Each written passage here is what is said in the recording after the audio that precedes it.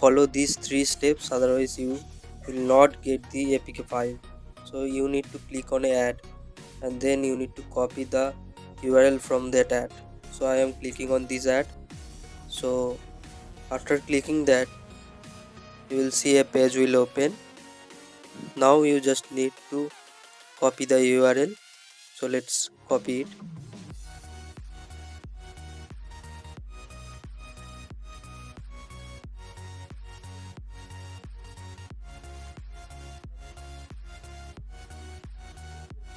I have done my work. So now paste the URL here.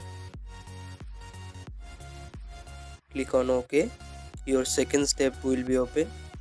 You need to subscribe his channel. I have already subscribed. You can see Dev Kivani, and after that you will return to the download page. This is your final step. Subscribe to the next channel. This is my PlayStation. This is for the download, guys. You need to do that, otherwise it will not appear the download file. So here you can see we have got the CSGO. So just click it and download.